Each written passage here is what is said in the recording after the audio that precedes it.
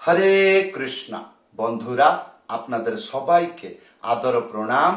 আমার নাম হরিদাস, ইসকন মায়াপুরে থাকি।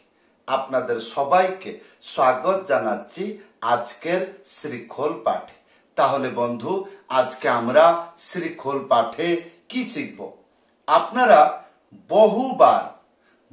বহুবার কল করে, ভিডিওতে কমেন্ট করে একটাই কথা জিজ্ঞাসা করছেন, কি স্যার, যখন আমি শ্রীখোল প্র্যাকটিস করি, অভ্যাস করি, বাজাই, আমার হাত পরিষ্কার হচ্ছে না। ইয়ার অর্থ বুঝতে পারছেন?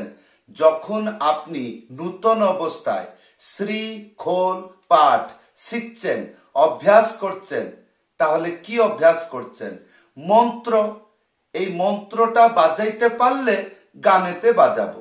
এই তো যখন আপনি মন্ত্র বাজাচ্ছেন, প্রত্যেকটি শব্দ ক্লিয়ার হচ্ছে না, পরিষ্কার হচ্ছে না। এই জন্য আপনারা প্রশ্ন করেছেন যে আমার হাত পরিষ্কার হচ্ছে না। তো বন্ধু, ভগবান আমাকে যতটুক বুদ্ধি দিয়েছে, আমার বুদ্ধিতে চেষ্টা করব আপনাদের হেল্প করার জন্য। ধৈর্যপূর্বক ভিডিওটি শেষ পর্যন্ত দেখুন, ভুলে যাবেন না কৃপা করে চ্যানেলটি সাবস্ক্রাইব করে দিবেন। বন্ধু, নূতন অবস্থায় যখন শ্রীখোল শিখছেন বা অভ্যাস করছেন বা বাজাচ্ছেন প্রথম অবস্থায়, তখন অনেক কিছু অসুবিধা হয়। কি অসুবিধা হয়? হাতের ব্যালেন্স, বাজাইলে শব্দগুলো ক্লিয়ার আসে না, পরিষ্কার হয় না। তারপরে হাত ব্যথা হয়ে যায়, হাত টাইট হয়ে যায়, হাত ফেটে যায়, কারো কারো রক্ত বেরিয়ে যায়। তো এইরকম অবস্থা হয়। এটা কেন হয়? তো বন্ধু, ধৈর্যপূর্বক শুনুন। যেমন প্রথমে আমি মৃদঙ্গ শিখবো, এইরকম একটা ইচ্ছা হলো, ঠিক আছে। এইবার গুরু ধরলাম, গুরুর কাছে বসলাম, সে একটা মন্ত্র লিখে দিল, বলল এই মন্ত্রটা এইরকম ভাবে বাজাও, ঠিক আছে। এইবার আপনি বাড়িতে এসে প্র্যাকটিস করলেন। যখন আপনি মন্ত্র বাজাচ্ছেন, মন্ত্র ধা জাগাতে না, না জাগাতে ধি, ধি জাগাতে খে, খে জাগাতে ধা, ডান জাগাতে বাঁয়, বাঁয় জাগাতে ডাঁয়, এইরকম উল্টা সিধা হয়ে যায়। এটা কেন হয়? প্রথম ইয়ার দোষ। এইটা কেন হয়? ইয়ার উত্তর কি হবে? ইয়ার উত্তর হবে আপনি মন্ত্র মুখস্থ করেননি। কোন মন্ত্র? যে মন্ত্র গুরুদেব দিয়েছে, এই মন্ত্রকে মৃদঙ্গে এইভাবে বাজাইতে হবে। তাহলে আপনি সেই মন্ত্রকে বাজাবেন কি করে? তাহলে সেই মন্ত্রকে কি করে বাজাবেন যদি মন্ত্র মুখস্থ নাই? আর যদি মুখস্থ নাই, তাহলে আপনি খাতায় লিখেছেন, এইরকম একবার দেখবেন, একবার বাজাবেন, একবার দেখবেন, তো তখন আপনার ধ্যান থাকবে না যে মৃদঙ্গ প্রতি। সেখানে লেখা আছে খে, আর আমি বাজাচ্ছি ধে। সেখানে লেখা আছে তা, আমি বাজাচ্ছি না। এইরকম, কেননা আমার চক্ষু খাতার উপরে, আর আমি কি যে বাজাচ্ছি নিজেই জানি না। তো এইরকম অনেক কষ্ট পাওয়া হয়। তাহলে এখানে কি বুঝলেন? মন্ত্র যদি মুখস্থ হয় তাহলে কোনো অসুবিধা নাই, চক্ষু বন্ধ করে আপনি বুঝে সুঝে বাজাবেন। প্রথম হলো মন্ত্র মুখস্থ করলে আর অসুবিধা হয় না। কি অসুবিধা হয় না?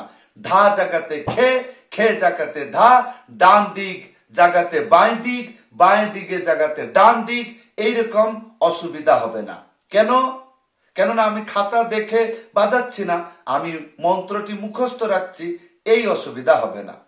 ইয়ার পরে আর একটা প্রশ্ন। কি প্রশ্ন? স্যার, আমার হাত পরিষ্কার হচ্ছে না। ইয়ার মানে কি? যে মন্ত্র আমি বাজাচ্ছি, সে মন্ত্রের যে শব্দ, সে শব্দ মিষ্টতা হচ্ছে না, ক্লিন হচ্ছে না, পরিষ্কার হচ্ছে না। এইটা কি করে হবে? তাহলে বন্ধু, এখানে একটা ট্রিক আছে। কি? যে মন্ত্র গুরুদেব আপনাকে দিল, সেই মন্ত্রকে মৃদঙ্গে বাজাবেন। তাহলে পুরো মন্ত্রটা যদি আপনি মুখস্থ করে নেন কোনো অসুবিধা নাই, কিন্তু মুখস্থ করা মন্ত্র সম্পূর্ণরূপে একবার মৃদঙ্গে বাজালে অসুবিধা হয়, তাহলে শব্দগুলো পরিষ্কার হয় না। তাহলে এখানে কি করতে হবে, একটা বচপনা ভাব করতে হবে, একটা বালক অবস্থায় যে ভাব থাকে সেই রকম করতে হবে। কেমন? প্রত্যেকটি মন্ত্রকে বন্ধুরা তাকে দুই ভাগ করে দেবেন, মাঝখান থেকে দুটো আলাদা করে দেবেন। যেমন ধাগে তেটে তাক্কো ধিনা, আমি মন্ত্রটা মুখস্থ করলাম, ধাগে তেটে তাক্কো ধিনা, ধাগে তেটে তাক্কো ধিনা, ধাগে তেটে তাক্কো ধিনা, মন্ত্রটা মুখস্থ হয়ে গেল। তাহলে মন্ত্রটা যে মুখস্থ হয়ে গেল এমনি না, হাতে তালি দিয়ে মুখে বলতে পারছি। তারপরে বাজাইতে গেলে ধা জায়গাতে খে, খে জায়গাতে ধা, এইরকম হয়ে যায়। তা না হলে শব্দগুলো ক্লিন হয় না। তাহলে ইয়ার কারণ কি? ইয়ার কারণ কেবল দুটো। একটা, যে মন্ত্র আপনি মুখস্থ করেছেন, প্রথমে সেই মন্ত্রের ভিতরে যে শব্দগুলো আছে সে শব্দ কেমন করে মৃদঙ্গে উচ্চারণ করতে হয় সেগুলো একটা একটা অক্ষর বাজিয়ে ধ্যান করে মনে রাখতে হয়। হ্যাঁ, তারপরে যখন সম্পূর্ণ মন্ত্রকে কখনো চেষ্টা করবেন না একবার বাজাইতে, তাহলে কি হবে, ভুল হয়ে যাবে। তাহলে এখন কি করবেন, একটা মন্ত্রকে অর্ধেক 10 বার বাজাবেন আর অর্ধেক 10 বার বাজাবেন, তারপরে দুইটাকে মিলিয়ে বাজাবেন। দেখবেন প্রত্যেকটি অক্ষর আপনি বুঝতে পারবেন ইয়ার ব্যালেন্স কিরকম। পটাং ছটাং ঢা ঢু, এই যে আওয়াজ করতে হয় এইটাকে বলে পরিষ্কার শব্দ। তাই পরিষ্কার শব্দ কখন হবে, যখন মন্ত্রটা ছোট হয়ে যাবে। তার মানে মন্ত্র ছোট, শব্দগুলো অল্প আছে। তো যেই রকম একটি উদাহরণস্বরূপ, ধাগে তেটে তাক্কো ধিনা, গানেতে কিরকম বাজছে, ধাগে তেটে কধিনা, ধাগে তেটে কধিনা, ধাগে তেটে কধিনা, ধাগে তেটে, এইরকম আমি বাজাইতে পারছি না। তাহলে কি করব, মন্ত্রটাকে দুভাগ করে দেব। তাহলে দুভাগ করলে কি কি হবে, ধাগে তেটে, ধাগে তেটে, ধাগে তেটে, ধাগে তেটে, ধাগে তেটে, ধাগে তেটে, এইরকম 10 বার বাজাবেন। কি মনে করছেন, একটা জিনিসকে কেউ যদি ব্যক্তি 10 বার বাজায়, এই 10 বার বাজানোর পরে যদি তারপরে সে বলে না যে আমি মন্ত্র ভুলে গেলাম, আমার শব্দ হচ্ছে না, আমার কোনোতেই হচ্ছে না, তাহলে তাকে পরিষ্কার ভাবে মূর্খ বলা যাবে। একটা জিনিসকে 10 বার বাজিয়ে যদি ও বলে আমার কিছুতেই খেয়াল থাকছে না, তাহলে এই সংসারে কেউ তাকে শিক্ষা দিতে পারবে না। তাহলে বন্ধু, যেমন ধাগে তেটে, ধাগে তেটে, ধাগে তেটে, ধাগে তেটে, যখন একটা একটা একটা রাউন্ড রিপিট করে বাজাবো, প্রথম একটু ভয় লাগবে, দ্বিতীয় একটু হা হা হু হু হ্যাঁ হ্যাঁ এইরকম শব্দ হবে, তৃতীয় একটু সাহস বাড়বে, চতুর্থ একটু জানকারি হয়ে যাবে, পঞ্চম যত রাউন্ড ঘুরবেন তত আপনাকে একটা সরল অনুভূতি হবে। আমি এইরকমই শিখেছি, তাই বলে আপনাদেরকে শিক্ষা দিতে পারছি এবং কীর্তন ভজনে মন খুলে হৃদয় খুলে বাজাইতে পারছি। আপনাদেরকেও এরকম করতে হবে। যদি আপনি গুরু ধরে শিখছেন তবুও মন্ত্রকে দুভাগ করে বাজাবেন। যদি ছোট মন্ত্র হয় দুভাগ করবেন, যদি বড় মন্ত্র 2টো লাইন 3টে লাইন 4টে লাইন হয় তাহলে প্রত্যেক লাইনকে দুভাগ করে দেবেন। আর যদি মনে করছেন না না আমি একটু চালাক, তাহলে প্রত্যেক লাইনকে এক একবার 10 বার করে বাজাবেন। যদি মন্ত্র 4 লাইন 2 লাইন 3 লাইনে আছে, অনেক বড় মন্ত্র, প্রত্যেক লাইনকে 10 বার করে বাজাবেন। তাহলে কি হবে, প্রত্যেকটি শব্দ খেয়াল থাকবে। খে কোথায় বাজবে, খে কেমন বাজবে, কেমন করে পিটানি দিব, এটা জোর পিটানি হবে কি ধীরে পিটানি হবে, এগুলো জানবেন কি করে, যদি মন্ত্রকে অল্প বানিয়ে দেন, মানে অর্ধেক বানিয়ে দেন। তাহলে অল্প অক্ষর তাড়াতাড়ি খেয়াল থাকবে। এই হচ্ছে ইয়ার ট্রিক। বন্ধু, আমি ছোটবেলায় আমার বাবা যেমন ভাবে বালক অবস্থায় শিখিয়েছে, সেই শিক্ষা গ্রহণ করে 30 বর্ষ ধরে ইস্কনে বাজাচ্ছি, তারপরে আপনাদেরকে শিক্ষা দিচ্ছি।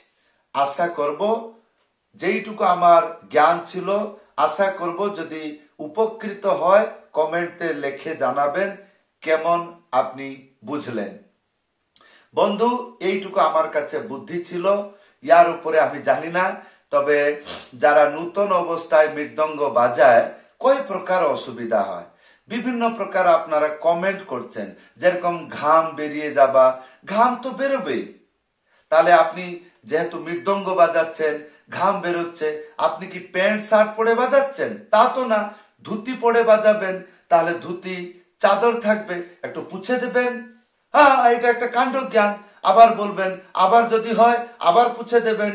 আবার যদি হয় তাহলে আপনাকে খিদা লাগবে, বারবার খিদা লাগবে।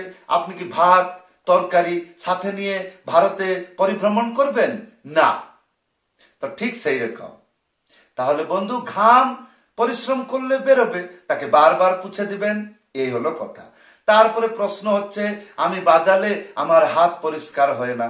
আমি বলে দিলাম। তারপরে কেউ বলছে, আমি বাজালে আমার হাত ব্যথা হয়। কেন ব্যথা হয়? মন্ত্রের প্রতি কোনো জ্ঞান নাই।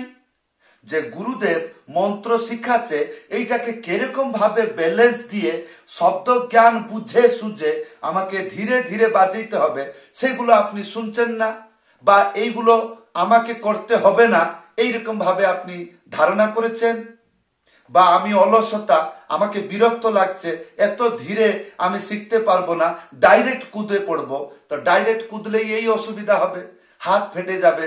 প্রত্যেকটি জিনিস চিলিয়ে চিলিয়ে বাজাবেন। যেমন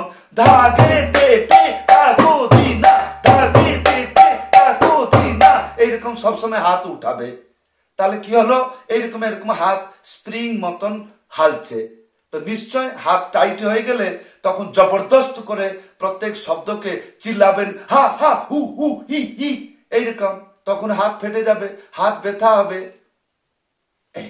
তাহলে যার কাছে শিক্ষা গ্রহণ করছেন, অ্যাটলিস্ট আপনি তাকে দেখুন, তার হাত, তার বলার শৈলী, মন্ত্রটাকে সে কেমন করে বলছে, কেমন করে শিক্ষা দিচ্ছে, কেমন করে ও বলছে, বাড়িতে কেমন প্র্যাকটিস করতে হবে, গানেতে কিরকম বাজাইতে হবে, এগুলো ধ্যানপূর্বক শুনবেন, তাহলে কি শিখতে পারবেন।